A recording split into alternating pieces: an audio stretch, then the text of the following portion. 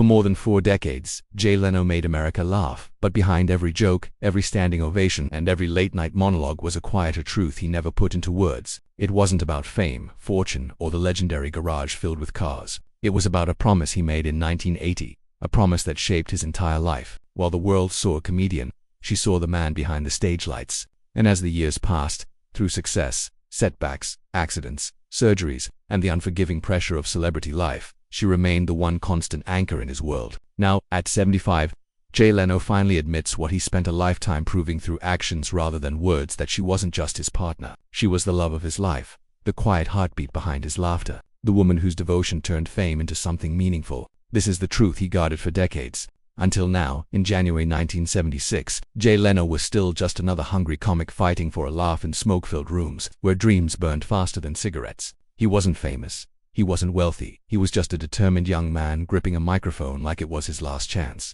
That night at the Comedy Store in Los Angeles, under dim lights and the smell of stale beer, he delivered joke after joke with a nervous smile that hid how badly he needed anyone to believe in him. In the audience sat Mavis Nicholson, a sharp, ambitious writer who had come only to network, not to fall in love. Romance wasn't on her agenda. But when Jay stepped off stage, sweaty, anxious, and disarmingly sincere, something shifted in the air. Jay would later say, "That's the person I'm going to be with," as if fate had whispered it directly to him. Mavis tried to ignore the strange pull she felt toward this unpolished, hard-working comedian, but she couldn't shake it. When Jay approached her afterward with a soft, genuine charm that was nothing like the jokes on stage, they fell into conversation. Coffee turned into hours. Hours turned into confession. They talked about fear, ambition, broken dreams, books, and the uncertainty of trying to survive in show business. Jay admired her intelligence and calm strength. Mavis admired his humility and relentless drive. Their connection didn't explode with passion, it settled quietly, deeply, like something that was always meant to be. Over the next few years, Jay lived mostly on the road, performing anywhere someone would hand him a microphone. He slept in his car to save money, ate cheap meals, and chased stages across America. Mavis stayed in Los Angeles, building her writing career, always supporting him without needing to be by his side every day. Their love wasn't fragile, it was practical, patient, and built on absolute trust. Whenever they reunited, the world felt steady again. By the late 1970s, Jay realized he wanted something permanent, not romance, but responsibility. He discovered that if something happened to him, Mavis wouldn't be protected unless they were married. That was all it took. Jay didn't propose with poetry. He proposed with loyalty. And for Mavis, loyalty was worth more than diamonds. On November 30th, 1980, in a small, simple ceremony inside a friend's home, they exchanged vows. No spotlight, no extravagant celebration, just family, soft laughter, and a love grounded in truth. Jay chose that date because it was his parents' wedding anniversary. A quiet tribute to the foundation that shaped him. It wasn't glamorous. It wasn't Hollywood. It was real. And it was the beginning of everything that would matter for the rest of his life. For Mavis, who once promised herself she would never marry and never have children, loving Jay Leno was the first choice that made her break every rule she had lived by. She wasn't someone who believed in fairy tales or perfect endings. She believed in independence, purpose, and standing firmly on her own 2 feet. But when Jay walked into her life, she didn't feel like she was giving anything up. She felt like she was finally coming home. He was the destination. She would later say, a simple truth that revealed everything. And from that moment forward, the greatest thing Jay Leno ever built wasn't a joke, a career, or even his legendary car collection. It was the life he shared with the woman who stood beside him long before the rest of the world did. The 1980s became the decade that transformed Jay Leno from a struggling comic into an American icon. He spent years grinding through the comedy circuit, driving across the country in battered cars held together by duct tape and hope. He performed in dimly lit clubs where smoke clouded the stage and laughter was never guaranteed. But he kept showing up, night after night, city after city, until finally, that determination caught fire. Television producers began noticing his lightning-fast wit, his clean humor, his punchlines delivered with precision and heart. When Jay became a frequent guest host on The Tonight Show, America discovered what Mavis had known from the beginning. Jay Leno was the real deal. By 1992, he reached the pinnacle. He succeeded Johnny Carson as host of The Tonight Show, stepping into one of the most powerful positions in American entertainment. Millions watched him every night. The fame was massive. The pressure was relentless. But when the studio lights went off and the applause faded, Jay didn't go to Hollywood parties or celebrity gatherings. He went home to the quiet, steady world he shared with Mavis. Unlike so many Hollywood marriages burned by fame, theirs survived because it was never built on flash. Mavis protected their privacy fiercely. She never wanted the spotlight, never sought fame, never cared for red carpets or photo ops. Her world was books, writing, advocacy, and Jay admired that deeply. Marry the person you wish you could be. he once said. "If I had married another self-centered person like me, one of us would be dead." And he meant it. Mavis was the calm to Jay's storm, intellectual, reserved, compassionate, everything he relied on to stay grounded. By the mid-1990s, Jay was at the height of his career. The Tonight Show broke records. He was winning Emmys, selling out shows, traveling the world. Yet through all of it, Mavis stayed in the background, choosing purpose over fame. In 1997, she became chair of the Feminist Majority Foundation's campaign to stop gender apartheid in Afghanistan. At a time when few Americans even knew the word Taliban, Mavis was already fighting for the rights of Afghan women and girls. She spoke at conventions, organized marches, and helped bring global attention to a crisis hidden in the shadows. Jay watched her with awe, often telling interviewers, "She's the smartest person I know." Their marriage worked because it wasn't about performance. It wasn't shaped by Hollywood. It was shaped by two people who understood exactly who they weren't, never tried to be anything else. While Jay brought humor to the world, Mavis brought humanity. Together, they built a partnership that remained untouched by ego, fame, or chaos. A love story that stayed simple, honest, and unbelievably strong. They never had children, a choice they made early and without regret. It wasn't a loss. Jay once told Oprah Winfrey in 2002, "We got to date for 40 years, he said with a smile. And that single sentence revealed the heart of their bond. Their life wasn't built on expectations, it was built on understanding. He chased his passion with relentless energy, and she guarded their peace with quiet strength. Through fame, fortune, controversy, and the endless noise of the spotlight, Jay always knew who anchored him.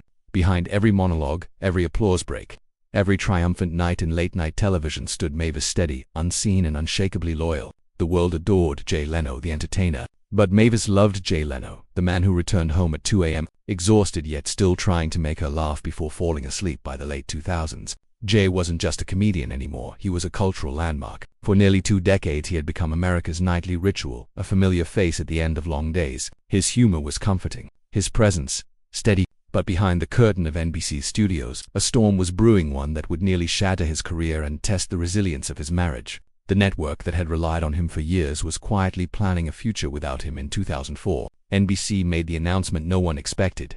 When Jay's contract ended in 2009, he would step aside, and Conan O'Brien would inherit The Tonight Show. Jay handled the news politely, even graciously, in public, but privately he was conflicted. He wasn't ready to retire. Comedy wasn't a job, it was the air he breathed. But being the consummate professional, Jay honored NBC's plan. In 2009, Conan took over The Tonight Show, and Jay transitioned to a new primetime experiment, The Jay Leno Show, at 10 p.m. Almost immediately, the experiment collapsed. Ratings plunged. Affiliates panicked. Audiences didn't want Leno earlier, they wanted the tradition they'd grown up with. By January 2010, NBC scrambled to fix the mess. Their solution: move Jay back to 11:35 p.m. and push Conan's Tonight Show to 12:05 a.m. The result was chaos. Conan refused. Fans exploded online. The media vilified Jay, painting him as the man who stole his old job back. He was mocked, booed, and treated like the villain of late-night television. Yet night after night, he walked onto the stage with the same calm smile. He never lashed out. He never blamed anyone. He kept doing the one thing he knew how to do: make people laugh. Years later, when asked about that painful chapter, all he said was, "I have no regrets." But while Jay remained silent, someone else refused to let the world twist the truth. Mavis Leno, who had spent decades avoiding cameras, finally stepped into the spotlight. In a rare 2014 interview for 60 Minutes, she spoke with sharp clarity. "It wasn't what people think," she said, her voice firm. Jay didn't take anything back. That was not what happened.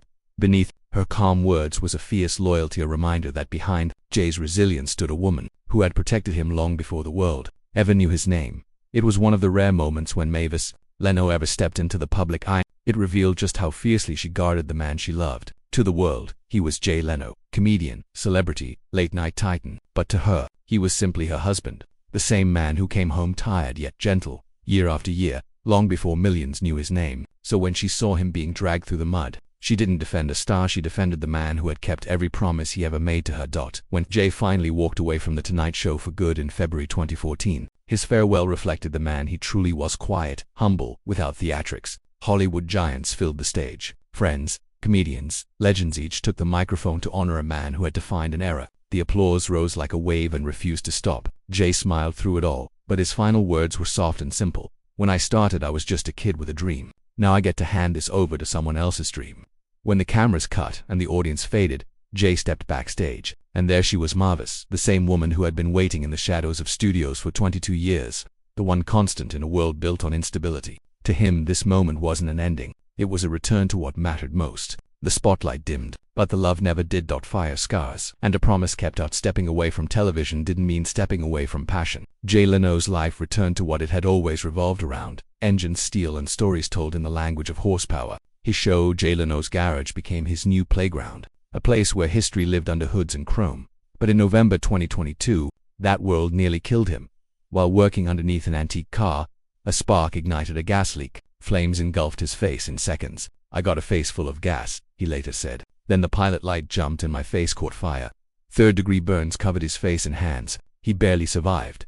2 months later, in January 2023, he crashed on his motorcycle, breaking his collarbone, ribs, and knee. In 2024, he fell again, fracturing his wrist and cheek. 3 brutal accidents in 2 years. The man who always seemed indestructible suddenly felt painfully human.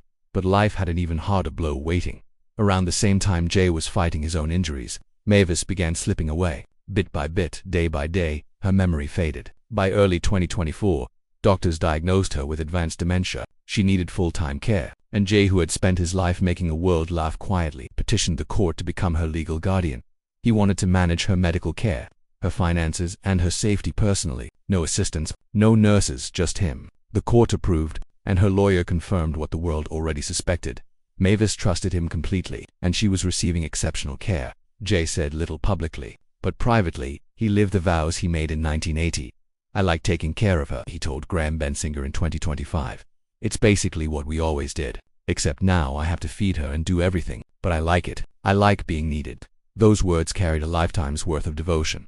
The quietest years. By 2025, Jay Leno had reshaped his entire life around Mavis. No more long tours, no more cross-country trips, only short weekend performances. Leave Friday, return Saturday so he could be home every morning. Their days follow a rhythm built on love rather than memory. Breakfast, newspapers, a slow walk through the garden they created together. Some mornings she recognizes him, some mornings she doesn't. But Jay never falters. He keeps talking to her, keeps telling her stories, the same ones he's told 100 times, because somewhere inside her, he hopes the woman he loves is still listening to the world. Jay Leno is a legend, but to Mavis, he is simply the man who stayed. He says that when she laughs even for a single second, it feels like winning $1 million. Jay avoids sentimentality in interviews, but behind every joke there's a tenderness he can't hide. "I'm glad I didn't cut and run," he once said. "I'm glad I didn't go chasing some woman half my age. I'd rather be with her." It was humor, yes, but also truth, the truest he has ever spoken. He still tells stories about their old 1955 Buick Roadmaster, the car where they had their first date and their first kiss. For their 25th anniversary, he tried to recreate that moment, driving to the same field only to find a housing development instead. "I hit the horn at 1 a.m. He laughed. "Some guy came out yelling at me." Not quite as romantic as I remembered. But beneath the punchline lies something deeper. His memories with Mavis have become the map of his life. Today, he uses flashcards and old photos to keep those memories alive for her honey. "That's President Obama. Remember we had dinner?" he asks gently. She shakes her head. He smiles. "Yeah, that was you." In heartbreak, he still finds humor, because that's how he learned to survive, and how he learned to love, what love really means. At 75, Jay Leno speaks about marriage with a weight he never carried in his younger years. He doesn't talk about romance, passion, or the movie-style happiness people expect from Hollywood. Instead, he talks about duty, about choosing someone again and again even when they can no longer choose you back. "I've never been tested like this," he admitted in 2025. "I wasn't in the army. I never had to risk my life. This is my test, and I'm glad I'm living up to it." For a man who once delivered monologues to millions, his greatest performance now takes place behind closed doors, in the quiet corners of a home where laughter has turned into echo and memory.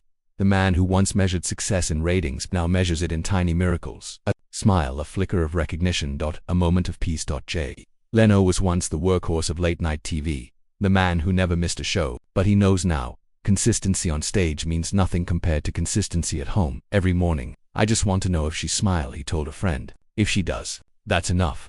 Their Los Angeles home has become a sanctuary of memories, photographs lining the walls, snapshots from road trips, their modest 1980 wedding, and behind-the-scenes moments from the Tonight Show era. Mavis doesn't always recognize the woman smiling back from those frames, but Jay tells her the stories anyway. "I keep telling her the same jokes," he says softly. "Sometimes she laughs, sometimes she doesn't, but that's okay. I keep telling them because for Jay, caregiving isn't a burden, it's purpose, a rhythm, a vow, lived out one day at a time. I like taking care of her," he said. "It's what I'm supposed to do." And with that single sentence, Jay Leno revealed a truth deeper than any comedy routine could ever reach. Love isn't grand gestures. It isn't perfection, it's showing up. It's choosing someone even when the world isn't watching. It's keeping a promise made decades ago even when the memory of that promise has faded. That, he says, is marriage, that is love. And maybe, just maybe, that is Jay Leno's greatest punchline. Not one that makes you laugh, but one that makes you believe. So what do you think? Does true love still exist in Hollywood? Or anywhere? Share your thoughts in the comments below, and if this story touched your heart, don't forget to like, share, and subscribe for more powerful untold stories of love, fame, and resilience.